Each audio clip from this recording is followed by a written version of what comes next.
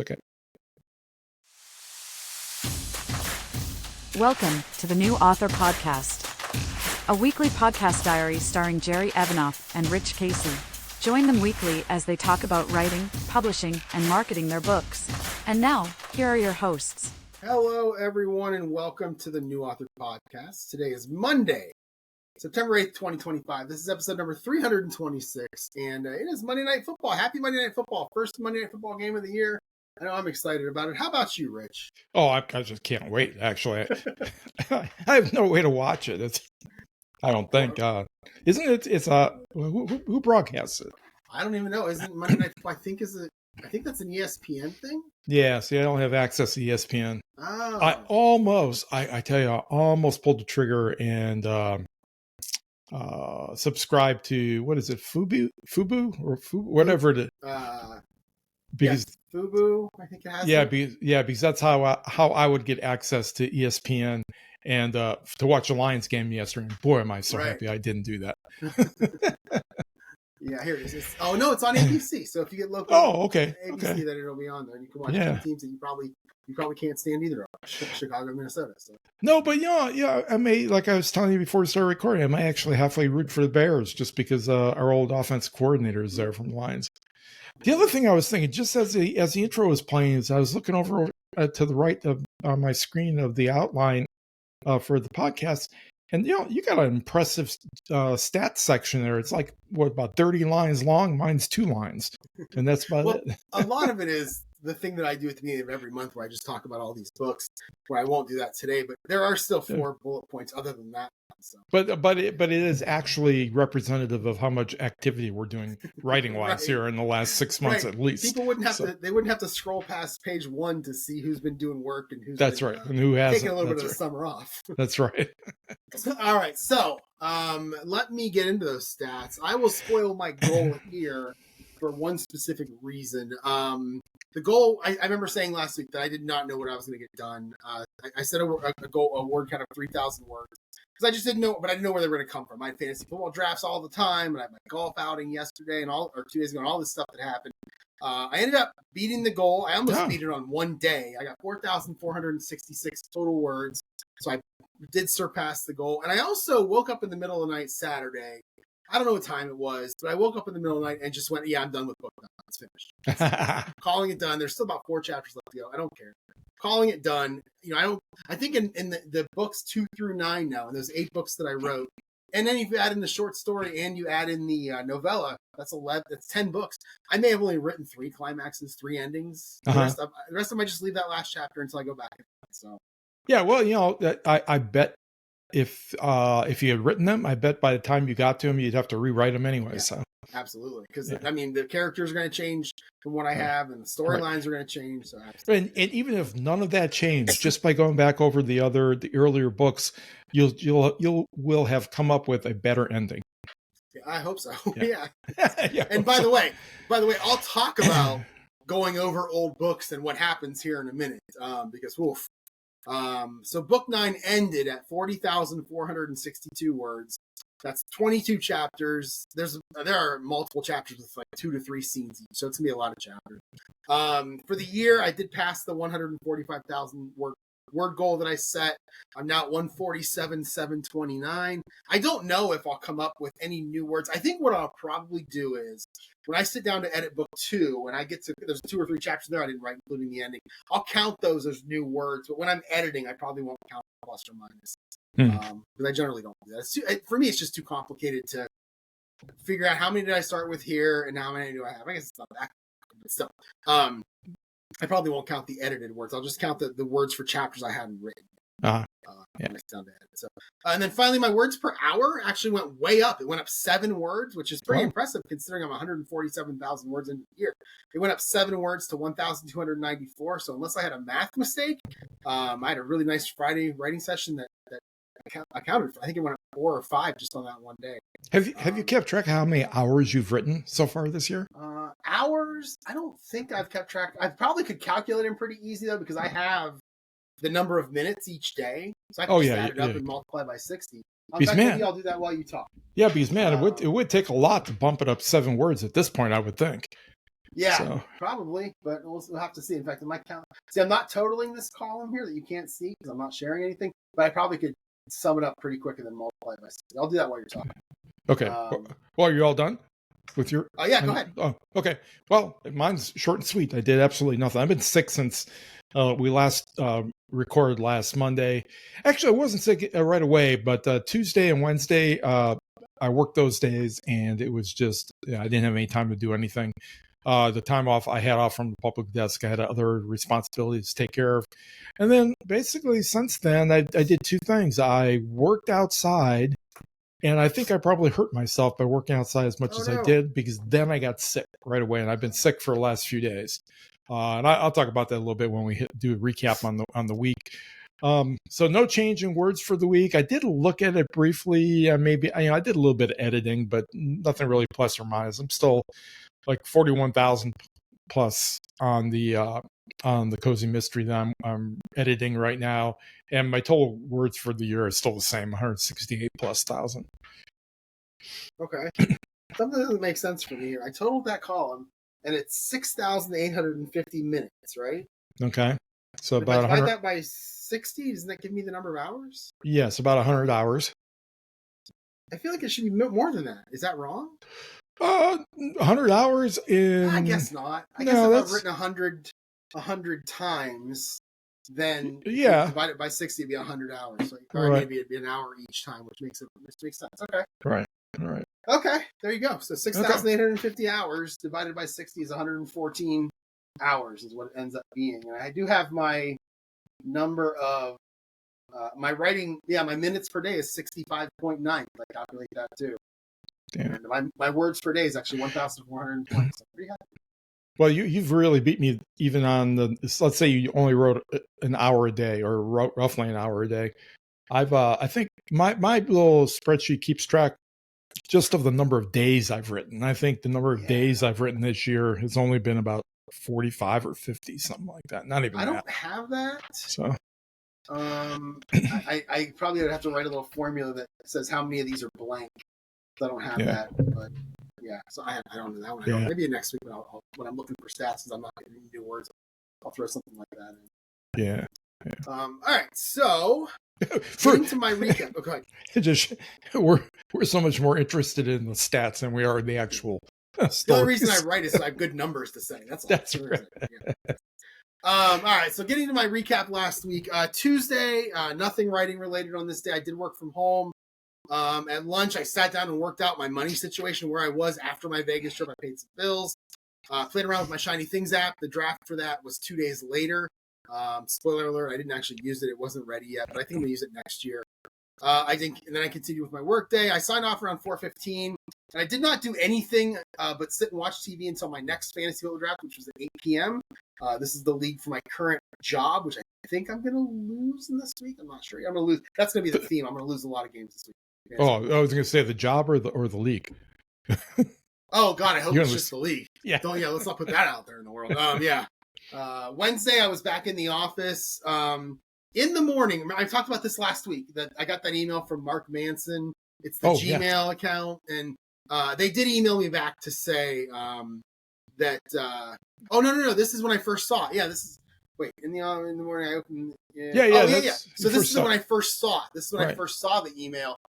There's that. I've talked about. It's so weird that I got this email. I don't know if they're out there listening to me, because I've talked about this book multiple times in like the last month, and I haven't read it in like 8 or 9 years.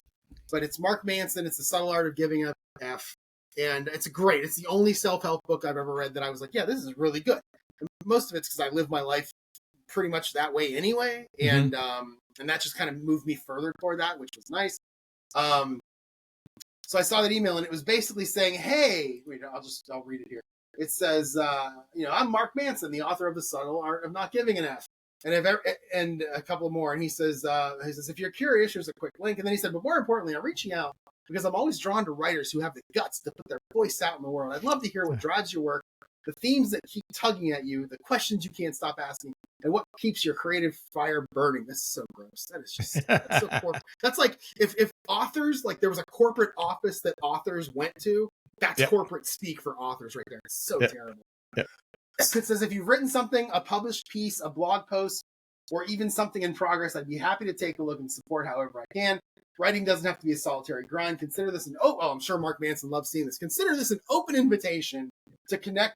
No pressure, just one writer to another. Take care, Mark. And it was, and I read it. I thought to myself, well, this can't be right. This is too much of a coincidence. I've been talking about this guy, and now I'm getting this. And then I noticed the Gmail. It came from a Gmail account, which I didn't go to look at his email address until you had mentioned it. So I forwarded it to you. And what'd you think? Yeah, well, it not only did it sound a little bit spammy, but nobody emails professionally from a Gmail account. They all have their own. And I went to looked him up, and all his contact emails and stuff are all .nets. So, yeah. I didn't like the way it looked. Yeah, so I immediately I went to the website and found, I believe it's like support@markmanson.net, I think is what it was. Yeah. And I sent the email and said, hey, I'm a big fan of your work. I was surprised when I received the email below. My email marked it as spam, and it came in from a Gmail address. And I found out, was this you or somebody pretending to be you? And I don't know who this person is. JEIA, someone from his team, I guess, wrote back and said, hey, thanks for bringing this to our attention. Obviously, it's not him. You can tell because of the Gmail. That's all the stuff that we said. Right. Appreciate you not being discerning. I recommend you not respond to that email, which I did. Yeah. I'm sure some people probably did. Yeah. Oh, yeah. Yeah. Which is why they do it. But I thought that was kind of interesting. I don't know why. I don't know what the end game there is for someone other than just to get information. Yeah, could get information. Could get eventually get access to something. Who knows? You know, if you work somebody long enough, they will eventually give up everything. So it's funny because I took I had to take the Q3 security test for work today, and it was all that. It was the one that I'd never heard of. This was what's it called? Two-factor fatigue, TFF. Two-factor fatigue, meaning someone wants to break into your account, they steal your password, but then they sign in it sends a thing to your phone, and you have to approve or deny. This happened to me a couple weeks ago where I got an alert for someone, hey, did you press here to sign into your account? I'm like, well, I never sent that, so I just declined it. But I guess two-factor fatigue is when somebody just does it over and over and over, and eventually you just get tired of it, and you go, okay, I approve. Right. Why someone would do that? Or you do it accidentally, Yeah. Yeah. And so anyway, it was interesting that I had happened to get that. Yeah. I was kind of excited at first because I thought, I love this guy's book. I'd love for him to take a look at my stuff, but obviously I've been slowly transitioning all my stuff over to passkeys, but to be honest, I'm so bad because to be honest, I have no idea how passkeys work. So me either. Yeah, so I realize every week I go when I have to sign in to my Google account, which is I use a passkey for. I keep on telling myself, I got to look this up. How are these things supposed to actually be better than two-factor? And I have no idea. Well, the one I get is like I tried to sign into SiriusXM today yesterday to listen to their streaming.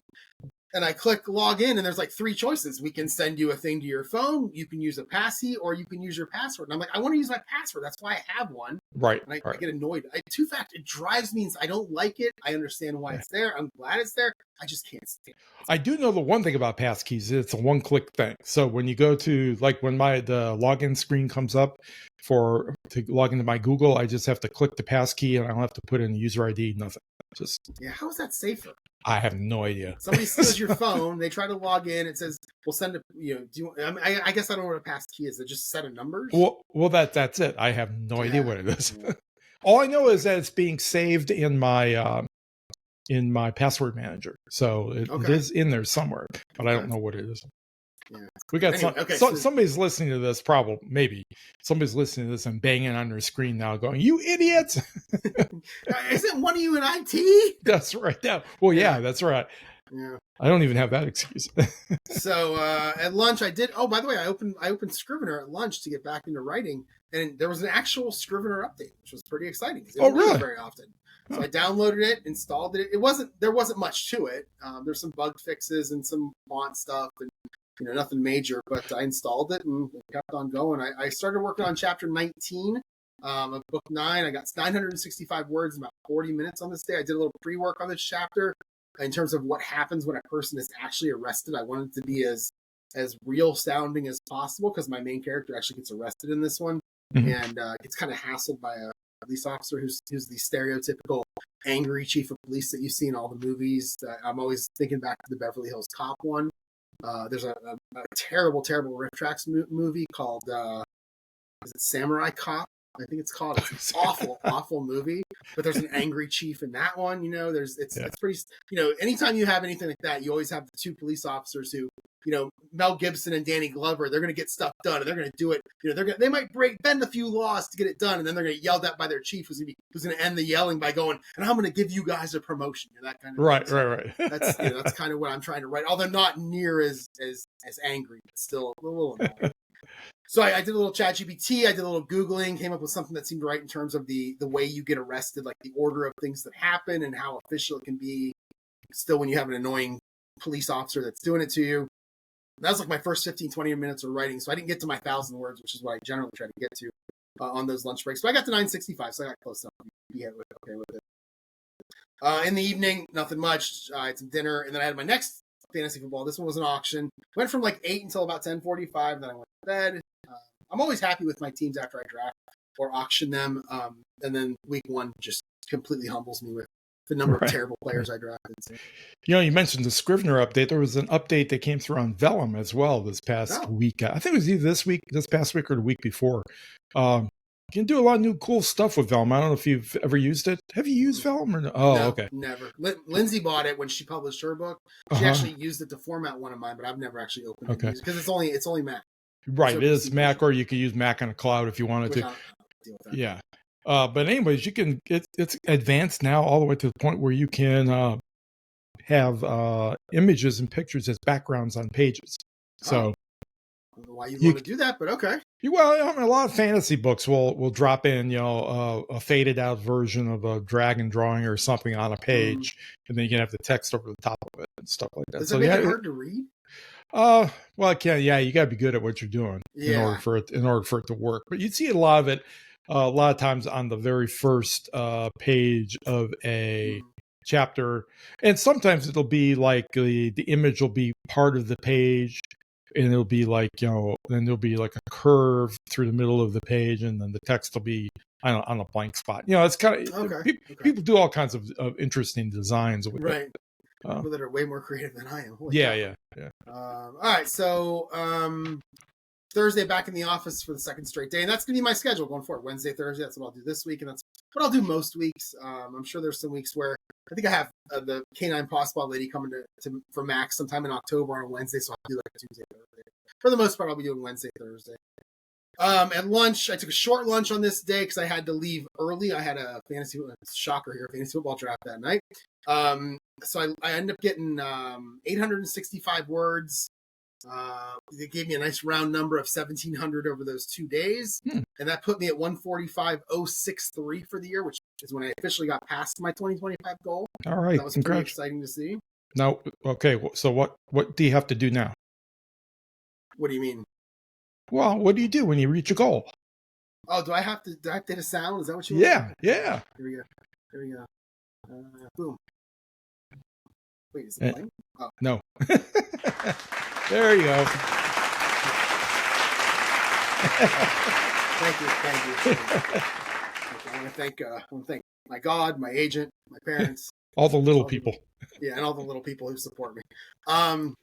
So after work, I left about 3:45. I went straight to a guy's house I used to work with. This is one of my favorite nights. It's in my top 5 favorite nights of the year. That sounded like the start of a good thriller story. Yeah. So when I got there, most people were already there. We have 2 drafts. We do our 10-team draft, and it's almost all the same people every year. It kind of changes 1 or 2 here and there, but and then we do a cookout, burgers, and his wife makes like the greatest cheesy potatoes of all time.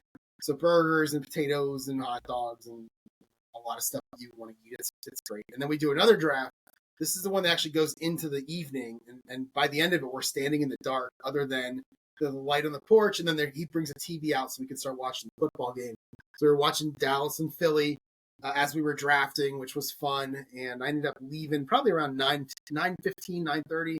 Got home around 10, getting ready to watch the second half. And then not too long into the third quarter, there was a lightning delay, and they ended up delaying the game by an hour. And I was like, I'm going to bed. I'm not doing this. And what's funny is when I went to bed with maybe 10 minutes to go in the third quarter, it was 24-20, and that's how it ended. So these teams scored a ton of points early, and in the second half, nobody could score. It's the strangest thing. Yeah. And I was wondering when they went into that lightning delay, Has anybody ever been struck by lightning at a football game? I mean, is it just because they can now track it with radar that they decided to do this, or what? It happens more and more each year. Not the lightning, but the actual delays. Like 10 years ago, I never saw that. Right. Yeah. Well, I don't think really tracked lightning 10 years ago. That's something relatively recent. But it just seemed weird to me. And, it's like, pretty soon it'll be like they do with down here in the South with, a chance of snow. So 3 days ahead of time, they start shutting everything down. Right. Yeah. Friday, I was up around 6:15 for work. And I decided around 9 a.m. that because I have my golf outing the next day and I wouldn't be able to write on Saturday and I wouldn't be writing on Sunday and I wouldn't have been writing on Friday, that I was going to take a half a day on that day. So 2 hours before the time that I was going to end, I said, I'm taking a half. So I submitted it. I went to the boss and told him and I submitted it. And I left at 11. So I left 2 hours later. I ran a couple errands and then I went to Hothead for some writing. And again, I'm getting close to the end here. The chapters are getting shorter. It always happens for me. The chapters get shorter as I get to the end. So I wrote chapter 20, 964 words. I wrote chapter 21, 1,259 words. Then I wrote chapter 22, 443 words. So it was a total of 2,666 words in about 2 hours. It was actually a little under 2 hours. And that's really what brought my word count up. And then from where I'm at right now, I'm going into climax. And that's when I'm good where I'm at. So yeah. Got home and finally got back to playing my football game. It had been almost 2 weeks since I played it. It's actually set up right here. I got 72 Pittsburgh versus 72 Oakland because two teams from the 70s you think of. You think Steelers and Raiders. You think Cowboys and Dolphins. I decided to play Steelers Raiders. These are two teams I don't like. I don't like either of them, but they are popular and people like them. So I decided to go ahead and play them, see if I can get some viewers on the YouTube channel because of it. So I played about into the second quarter and stopped. It strikes me. I wonder, with this game, the way it works, could you play like 72 Steelers against the 85 Raiders? Absolutely. Oh, that would be interesting, wouldn't it? Yeah, people do that. I have all the teams. I tend to stick to the schedules. Like that was a week one game. In case one day I decide to play the whole season, I have. I don't like to play random one-off games, but I could play. I could play the 72 Steelers versus the 89 Steelers. Oh yeah, okay. Yeah. I have cards for each team and each player, and I have a board. This is my board that that has all the results for plays, and yeah, absolutely, I could do that. Yeah, that'd be interesting. Let's see. So that was Friday. Saturday, I was up around 5:30 to get to the golf course for a league outing. We do all kinds of fun stuff. Skins, something called blind bogey. We have contests based on closest to the pin on every or long drive or longest putt or closest in 2 or closest in 3 on all these different holes.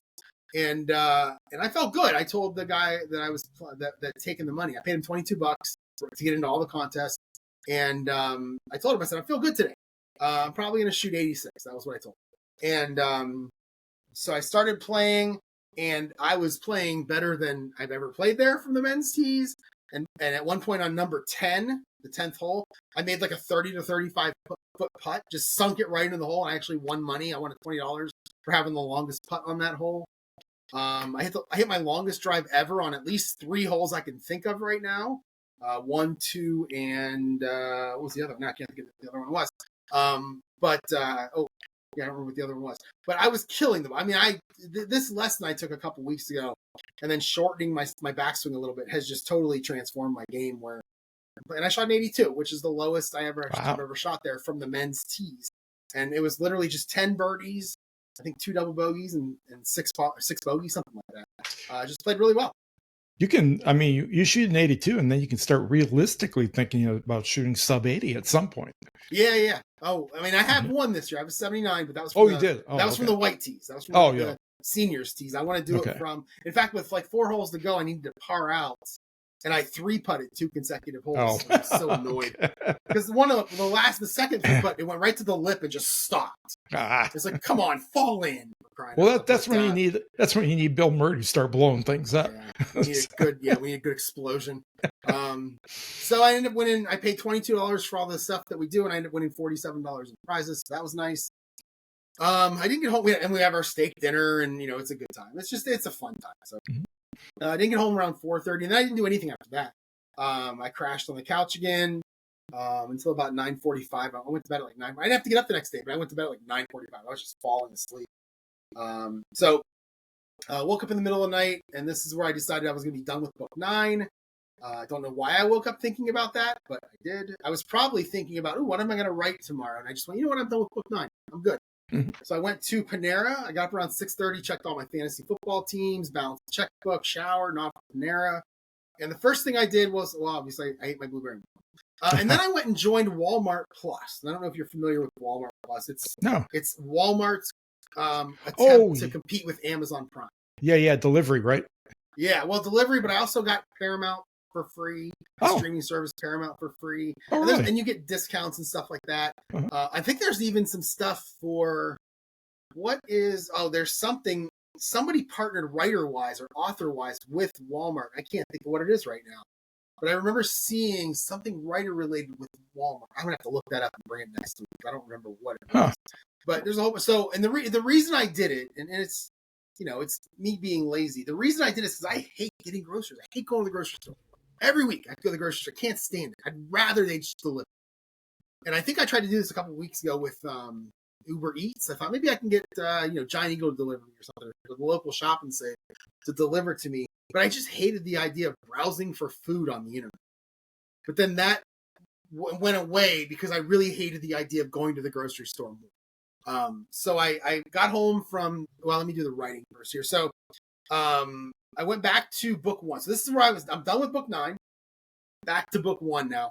And the first thing I did was make a couple of tweaks. These are notes that I had made throughout the process of writing all these first drafts. I would go back into book 1 in Scrivener and just make notes in mostly chapter 2. Just mention this person because this person matters later on in book 3 or book 4 or whatever. Okay. Or in book 2 or whatever. So I wanted to do this. So I went through, and the problem with this is that the editor in me really desperately wanted to come out. I'm reading this going, who the hell wrote this? This is terrible.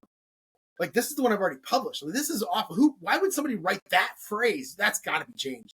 So I literally re-edited chapter 2, and there's still 34 other chapters, and I'm doing everything I can to not go back and edit it. Like, I really, really want to. I think it needs done. I don't know. What do you think? Could you do that? Well, maybe. I don't know. It's, I've gotten pretty lazy, so it's I don't. It's a good quality to have. Yeah, well, not really, but that's just what's happened over recently. Yeah. So, and then I went back and I kind of. So the nice thing about Atticus, I'm using Atticus. You talked about Vellum earlier. I'm using Atticus. The nice thing about Atticus is you can go through and you can see it formatted as you're in there. There's a little button that allows you to pull a window in, and you can see iPad or phone or Kindle, whatever you want to pick, and you can see what it looks like. So I did that a lot. I was just keeping on the formatting. And then that took me like, I put it through Grammarly again and found a couple of typos. It's just, I really want to edit the rest of it, but it would just take me another 3 or 4 weeks, and I don't want to take that time to do it. And this was actually the only thing I worked on, was just editing this thing. And then I took off from, I don't even know what the word count was before or after I was done. So I don't know if I added it, subtracted words. It was pretty close. I would think it'd be about the same. I got home. The first thing I did was then go to Walmart and put together a grocery order. And it was free. That's the nice thing about it, is there's no service fee. It's free. Right. I had to tip the driver, which is fine, but it was free. And I did this at like 12:30, and they were going to deliver between 5 and 7 that same day, which is perfect. I guess the only thing that would bug me about actually doing that myself is that I like to pick things out, and you can pick them out online, but you never know, especially fruits and vegetables. You never know what you're going to end up with. So. And I ordered a bunch of them. And I think the way I'm going to put that is, I use this as like, it's a 30-day trial. I'm not actually paying anything until like October 7th. So you can try it a couple of times. So far, the first one was fine. I did get an extra loaf of bread that I didn't pay for. I don't know why they brought it for me. I'm going to see if my mom and dad want it, because they eat a lot of breakfast in the morning. But other than that, I got everything I asked for, and everything seemed fine. So far, I haven't encountered anything. When I was putting it away, I didn't encounter anything that I went, I shouldn't have got this. Just throw the bread in the freezer and you can thaw it out. No, I don't eat bread very often. That's the issue. I just don't eat it very often. So I watched some football, as we talked about earlier. I watched the Browns kind of do Browns things, which was find a way to steal the victory from the jaws of defeat. No, wait, that's wrong. Steal the defeat from the jaws of victory. Yeah, victory. And missing a 30-yard field goal with 2 minutes to go. Wonderful kicking. So I was kind of sitting there in the evening, kind of feeling trapped in my house because the guy was going to be there between 5 and 7. I was hungry. I didn't have any food. And I'm like, I really want Wendy's. But Wendy's is like 20 minutes away. So I signed up for DoorDash and I DoorDashed Wendy's. And they brought it 20 miles to you? Yes. Yes, they did. And I got to tell you, Rick, with the tip, it was $23. And that was without the DoorDash fee. So I kind of paid a little bit more than I should have, but I really wanted Wendy's. So good too. Well, what's funny is my coworkers at the library, they are constantly door dashing just things like Starbucks coffees and stuff, and I keep on thinking to myself, you probably end up paying like $10 for a cup of coffee or whatever. Yeah. I mean, if you tip, and there's probably a service fee unless you're paying the monthly or yearly subscription or whatever it is. Because that was my fear. The reason I've never done this before is because I have this fear now that it's going to open this Pandora's box. Is that the right thing to use? Where I do it all the time and pay way more money for food than I should. Yep. Yeah, because I kind of want to do it now. And then my groceries came, which was good. And then after that, I opened up Atticus and I took another look at book 1. I wanted to make sure that I was happy with everything. Not the editing side. I wanted to look at like all the front matter and the back matter. I don't know if you know how Atticus works, but they actually, again, I don't know how Vella works, but with Atticus, you can add an extra page, not in the novel section, but in the what's it called, the back matter or front matter, and then you can say this is only for the ebook or this is only for the paperback. So like I have a page that has ebook with a link and paperback that just has the link spelled out. That kind of thing. Yeah. And then when you compile it for a PDF or you compile it for I don't know, is it EPUB or Mobi? I don't know which one Amazon got rid of. They got rid of one of them. They got rid of Mobi. Okay, so EPUB. Yeah. So when you create the EPUB, it only gives you the stuff that you have. It gives you the stuff that you have for both EPUB, ebook and paperback, but it also gives you just the things that you designate for EPUB. I'm pretty sure you can do that in Vellum too. But I actually have to finish a book and get it ready for publication in order for me to know that for sure. Right. So I went through it a little bit, and then I made sure book 1.5 was ready in Scrivener, which it is, for me to go in and rewrite chapter 6. And I already know that there's only 7 chapters. It's a short story. There's only 7 chapters. It's free. When you get to the end of book 1, there's a link for Book Bundle to download it. I already know I'm going to re-edit this whole book. Just the editor in me says, let's only 7 chapters. Let's just do this and get it over with. So I know that the next thing I do is just go ahead and re-edit the whole thing. That was last night. And then this morning I got up around 6:30 and worked from home all day. Did nothing writing related, except for I was listening to the Matthew J. Holmes Amazon for Ads version 2.0. While I was working, I was kind of treating it like a podcast because he just does a slideshow, so you can just sit and listen to it. Mm-hmm. And I actually would rewind and listen to each section twice. Didn't take any notes, nothing like that. I literally just listened to it. Just want to get a feel for what he's talking about. It's, I'm not very far into it, and it's pretty basic. It's kind of what he's really just doing more of an explanation of what the Amazon ads are and what you can do with them. He's getting ready to get into the meat and potatoes of what you should do, and that's where I can't do that while I work. I have to actually sit and watch that, take notes while I'm watching it. So I'll do that over the next couple weekends. I'll find some time to do that. Right. And then that was it. I was going to say, I can't remember who Joanna Penn was talking to. I'm pretty sure it was Joanna Penn's podcast, but they're basically saying that it won't be too much longer, maybe a year or so. And with both Facebook and Amazon, you won't have anything to do with the ads. You will just say, I want to create an ad, and they're going to do it all for you. You won't have a choice. They'll make your creative, they'll make the blurbs, they'll make everything for you. And that sounds great. Yeah. Well, if it works, it's great.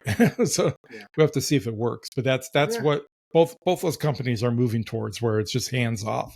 So I like that. And that was my week. So overall, I hit my goal, hit my yearly goal, and I called book 9 done. So and you shot an 82. So you can't. I shot an 82. I can't complain. I'm going next week, and I'll talk about it later. But I'm going next week to the course where I play my league, and I'm I'm not very good there. My scores are always a lot higher there, and we're actually playing 18 holes on Saturday there. So I'm going to see if this new swing does anything for me when I'm playing. Oh yeah, nice. Yeah, that'll be good. Well, as I put down in the outline here, my mind has been a wasteland where even Walton Goggins would fear to tread. So, I don't know if you know if you have ever seen Fallout or not. On I have not. Okay, well he plays the lead mutant on He's everywhere nowadays. It's amazing stuff he appears in. But last Tuesday and Wednesday, I was still feeling okay, and I worked but didn't have time to do anything, like I mentioned earlier. Thursday through Sunday, I had off. I had a comp day for Labor Day because I had to. That's my normal day off. So Thursday, I got up and I started tearing apart another section of the greenhouse, the foundation and everything. Lots of mold, lots of rotting wood, lots of dirt in the air and stuff. And I got 2 pallets of cement bags delivered to the house from Lowe's. So somewhere close to 7,000 pounds they dropped on my driveway. And I figure, okay, I'm going to go ahead and finish off all the cement work I need to do before it gets too far into the fall. So then Friday I got up. I did a little bit more on the greenhouse to try to get to the point where my wife could walk in it and not actually fall through the floorboards in certain spots. And then I went to work on laying some cement. And I laid out 40 bags of cement. So roughly 3,200 pounds of cement I laid. And it was hot and I was dying. And I don't know how I kept going, actually. Well, in fact, the only reason I think I did keep going is a couple times during the day. I don't know if I mentioned this before, but I've been taking creatine every day to help boost my both my mental energy and my physical energy as well, because it's a muscle supplement. And so a couple times during the day, I went and I boosted myself with that, kept on going, trying to pretend like I was still 20 or 30. So by the end of the day, I was just wasted. Saturday, I woke up and I was already starting to feel a little bit, maybe I shouldn't do too much. So I didn't. I just went out and I kind of cleaned up everything so that the yard looked presentable, because my wife will be having people coming over during the week. And then Sunday, I woke up and it was like I was chewing razor blades. And I figured, oh man, for sure, I've got COVID, because this is exactly what they talk about with the new strain. In fact, they even call it razor blade throat.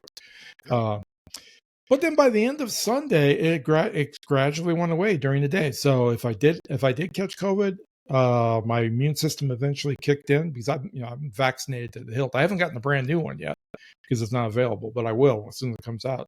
Or it could have just been that I was having an allergic reaction to all that crap that I'd been breathing for 2 days between the mold.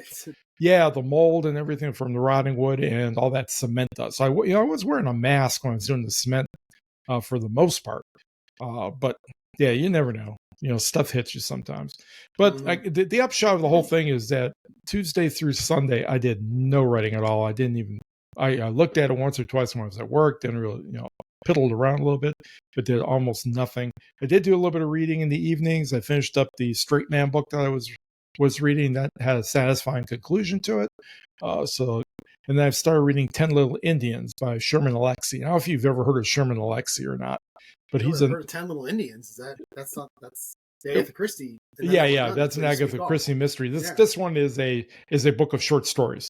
And he's a Native American writer. His most famous book is probably the Absolutely True Confessions of a Part-Time Indian. It's kind of like a middle grade book, but I read it as an adult. I really enjoyed it, and I found out about this guy way back when he appeared on Colbert's show, and he was hilarious. And there's clips of him on YouTube if you ever want to watch it, because he and Colbert go back and forth, and with Colbert playing the absolutely clueless white oppressor of Indians. Yeah. And Sherman Alexie wanting to know if this was psychological warfare, because the motel they put him up in, when he opened the blinds in the morning, there was a big statue of Christopher Columbus out there. Nice. All kinds of stuff like that. So anyways, I've started that book, and the first couple of stories in it have been quite good. And again, I know I've mentioned this before on this podcast that I really like short stories because you can read them in an evening and they're all done, and you don't have to, and the only thing I don't like about short stories, and this is universally true of almost all short stories I've ever read, is that the endings, they just kind of end. They're not. Yeah, they almost seem artificial in the way they get wrapped up, and it's because our minds, at least my mind, is so set around the structure of a novel that the short story just seemed odd in some ways. Depending on what you do, I guess how skilled the writer is. And then today, I just took the day off. I didn't feel. I mean, I could have gone into work probably, but I'm everybody else takes days off for absolutely no reason, so I figured I'd take one too. And it's probably a pretty good idea. I went outside and I laid some drip tape for our irrigation system along the driveway and did a couple of the small things. And then I came in and I sat down in the lazy boy while my wife went to the gym, and I fell asleep for an hour before the podcast. And I woke up, just set the alarm for 5 minutes before we were going to start, and here we are. So yeah, not much of anything during the week, unfortunately. You still there? Oh yeah, running the future things to do. You have anything there? Oh no, nothing to do. Sorry, I forgot about that part. That's right. Mine isn't. Mine I don't have anything new, but I did update a couple of them with Matthew J. Holmes saying that I started it, and then do the drawings for each book. I want some kind of a mapping. I love maps. I want some kind of a map, whether what it doesn't have to be locations, just something that's map related. And I definitely need to do something with book 1, and that's actually going to be the inside of the manufacturing plant. There's a lot of the suspects and the victim, and they have their own stations. There's 12 stations total. I want to have kind of a map that details who is at each station. So again, kind of a crude drawing, nothing special there. Do you still get Matthew Holmes's emails? I don't. Okay. One of the things I forgot to mention, I talk about the AI taking over ads, is that his emails, every Saturday drops an email, giving little tips and stuff. They've become gradually more and more general, less and less specific about what to do. And then finally this past week, he dropped one that basically says, enjoy your life. Don't let ads worry. So it's like, why bother? Right. That's funny. In terms of my addicted to, I've over the last maybe 2 weeks, but really a lot this past week. I stumbled upon this YouTube channel and there's a couple different types of them that do the same thing, but the one that I can remember, the one I subscribe to, is called WW2 Stories, and it's like these different stories about World War II, and every one of them is like titled. For example, the one I watched a couple days ago was, I think it was the Japanese or the Germans. The prisoners were surprised at how the Americans had so much ice cream. Oh yeah, I've got those. So ice cream, the ice cream ships, right? Yes, and basically the theme of each one of these videos is the enemy knew they were in trouble when they saw that the Americans had X, whether it be the manufacturing they had, or the type of planes they had, or the fact that they gave the prisoners Thanksgiving dinner, full turkey and everything. And they're interesting. They're always like 30 to 40 minutes long. I make it through. I listen to them the same way I watch a movie. I make it through like half, and I'm like, okay, I'm done. I think you've said everything that I'm interested in, and then I just go to the next one and just listen to it a little bit. So I've listened to a lot of those over the last few weeks, and I find them interesting. At some point, I'll find them boring, but right now I find them interesting. The other ones that show up in my feed a lot are those the alien stories where the humans are just awesome and they kill everyone. They're better. I don't know if you get those or not in your feed. I don't. Oh, but I must have watched one time about how all the aliens, thought humans were puny and soft, and then they come and they annihilate whole species and stuff like that. It's like, well, yeah, I can see that. They call it the aliens' nickname for Earth is the Death World, and oh god, this sounds like a fiction somebody's writing. Yeah, well, you know what? It's all AI stuff. It's the pictures are AI, the voices are AI, so. They're not for the World War II ones. I know that. Yeah, the scripts are probably AI. Yeah, so. And I think the voice could be also. I'm not sure. Yeah, but the videos. Well, you know what? The one thing I did play with it at some time, must have been early last week, was 11 Labs. I was going to mention that. Yeah. Yeah, because, Joanna Penn was talking about it again. I had somebody on a podcast I was listening to. And yeah, man, that's gotten really, really good. James Blatch was talking about it on their last. Oh, that's right. They were too. They were talking, as well. And I'm like, I made a note. I got to look into this 11 Labs. I'm curious about this. Yeah. It's not cheap. Just to play with, it's not cheap, but you get a little bit. I don't know, to give you like 5,000, 6,000 words that you can experiment with different voices and stuff. But there are some really, really good ones on there. Mm-hmm. In fact, Joanna Penn was talking to an author. I can't remember the guy's name right now, but his daughter who he had been started publishing some of her writing. She's young. She's like either late teens or early 20s or something. But she now has the #1 female voice on 11 Labs. Really? Because you can voice clone yourself and then offer it up for other people to use for their books. And I don't know if I should be impressed or creeped out by that. Well, no, I mean, I listened to it. The voice, Amelia is the name for the voice. And Okay. yeah, if I was writing a book that had, especially if it had like a British setting, I would go for that voice because it is just perfect. It would be perfect for a story. But I can see why she's got the best voice on there, or the most used, I should say, most used voice. Well, I think they were talking on James Blatch's podcast about how they've added breathing to the narrator so that it sounds like a real person when they take a break, that kind of thing, where they didn't have that before. And that makes it sound even... Some of them are a bit much because I tested a few. Yeah, it's just, some people are just a little too breathy for me. But maybe Cara Clare can use it for her smut. Yeah. But the pacing and everything is what's really improved. It's more. It's a much more natural pacing than it ever has been before. Well, that Notebook LM podcast creator thing is amazing. Right, it sounds so real. Right. Yeah. Well, that is actually even better than any of them. Probably on 11 Labs. Just but they've got some kind of a proprietary thing that they do there. So who knows what's going on. Yeah, in terms of, did you do your Addicted To? Or yeah, that's what it was. Yeah. My Addicted To, actually, there's nothing because I really I've been sick and I had no access to cookies. I feel like it's breathing cement.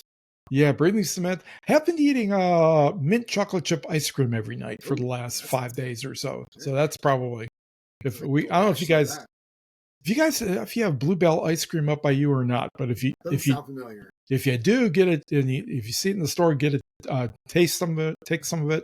They've got a chocolate chunk mint ice cream that is just fantastic. Yeah. Okay. All right. I think it's out of Texas. What's that? I think it's out of Texas, so you guys may or may not have it. Yeah. All right. Getting into my schedule for next week, my crazy 2 weeks are finally over. Kind of. It's getting back to normal. Kind of. Tuesday, that's tomorrow. I would like to bring back my Tuesday evening or Tuesday night writing sessions. I used to go to Hothead back before I was going in 3 days a week. And now that golf is over, I kind of would like to do that. The only issue is, you and I podcast on Mondays, so I couldn't do it on Mondays. And if I did do it on Tuesdays, I have to get up and go to work on Wednesday morning. So I'm not sure if I want to do that, kind of do it on a school night.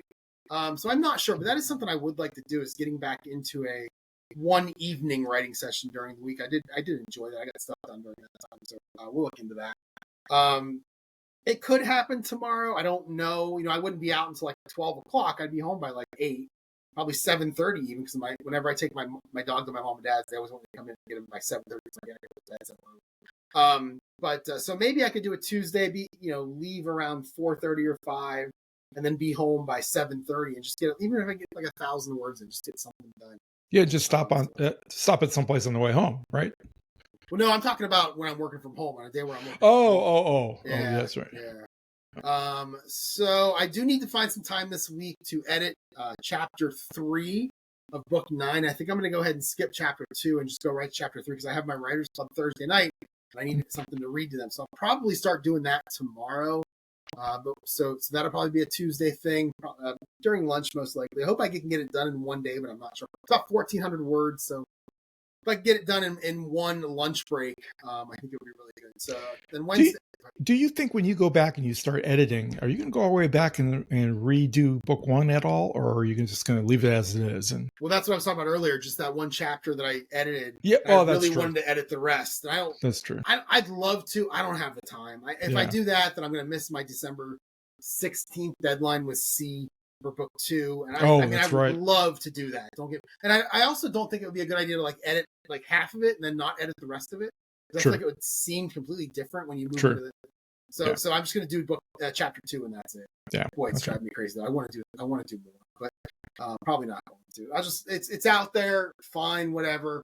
Maybe down the road if I want to rewrite it, then I will. But well, you've only got C lined up for the first book, right? So it's so you get that to her, and then you could always bounce back to 1 if you wanted to.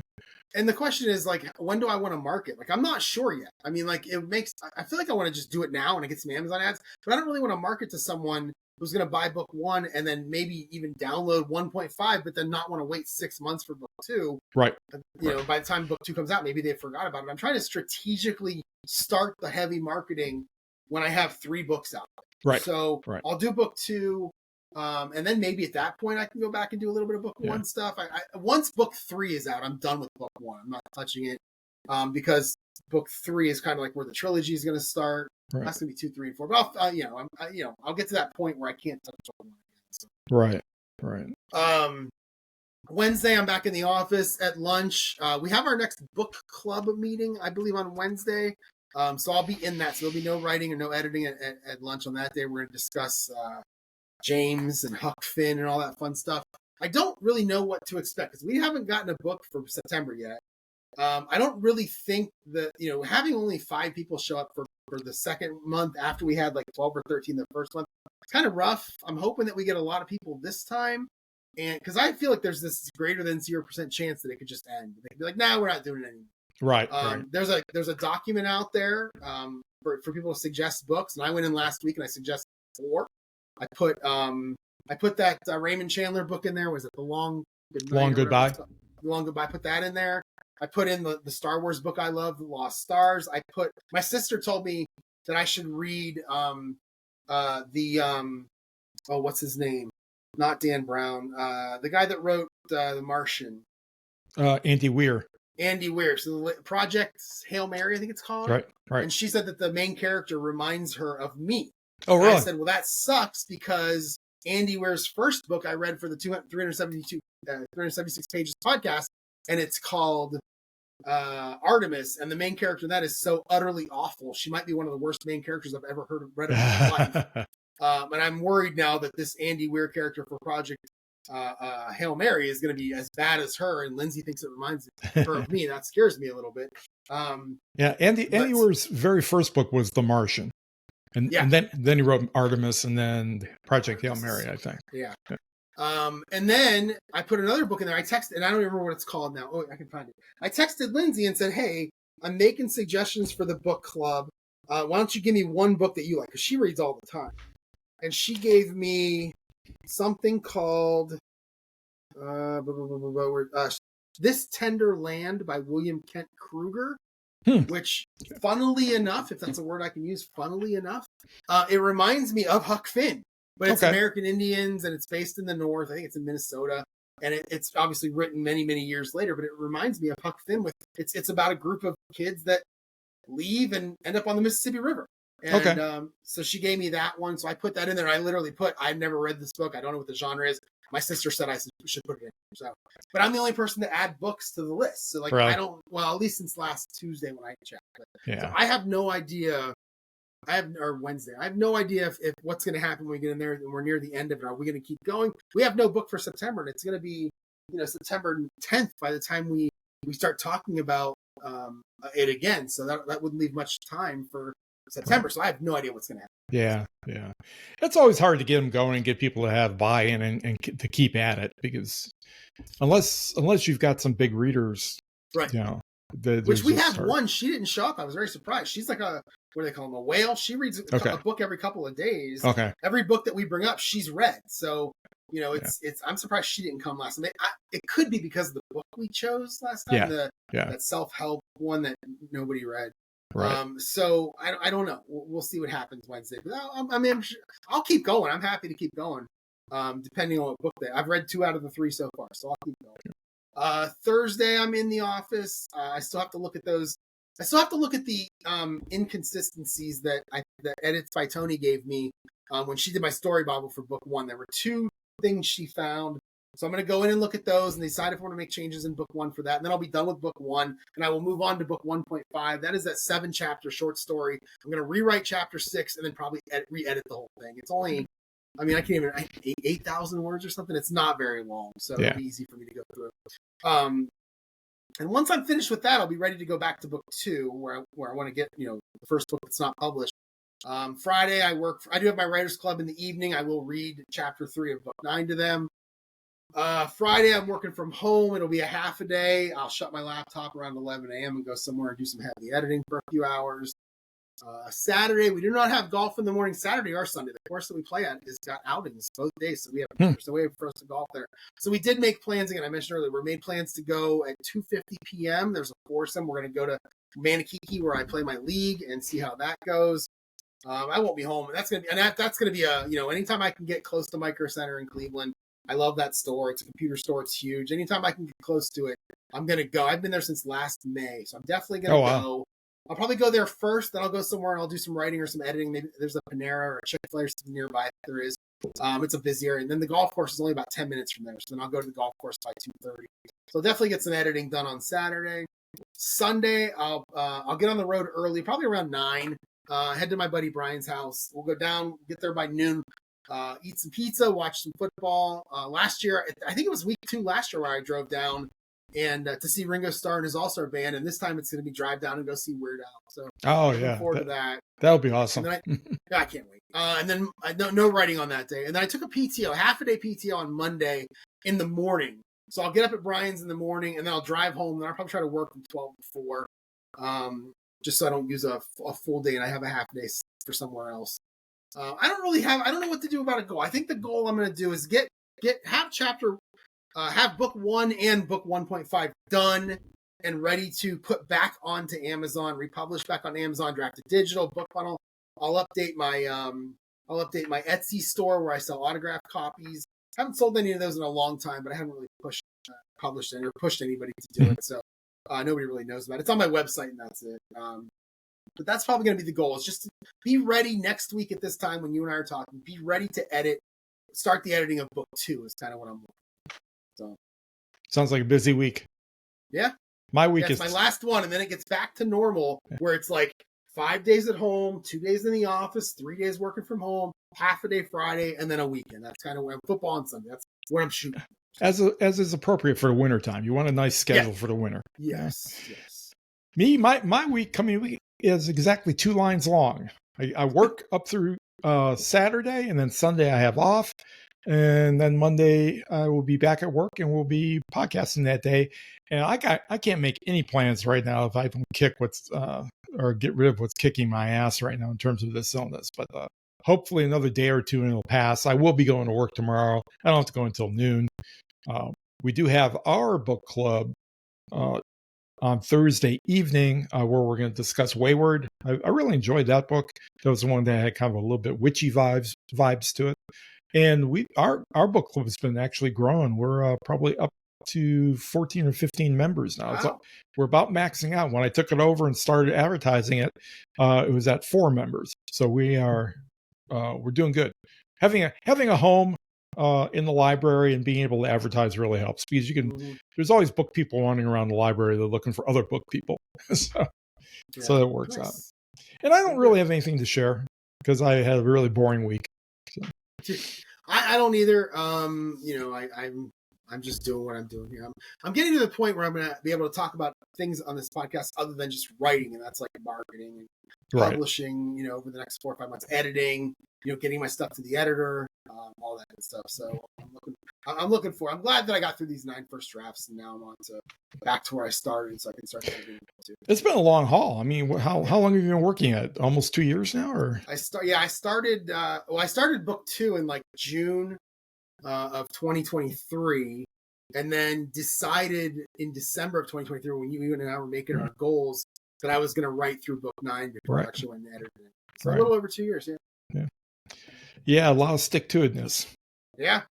And that's it for us. Do you have anything else you want to talk about? No, I'm pretty much done. All right, I got nothing else either. So if you want to email me, jerry@jerryevanoff.com. The website is jerryevanoff.com, and I'm going to dust off that Facebook page at some point, facebook.com/jerryevanoff. Yeah, and if you want to talk to me, my email address is rich@richkacy.com. You can find me on Blue Sky at Kacy himself. Other than that, stop by the Jones Creek Library if you're ever in Baton Rouge and look me up, and I can bore you with what I'm doing. So. There you go. All right, well, that's going to be it for this week. Thanks for listening. We'll talk to you all next week. Take care, everybody.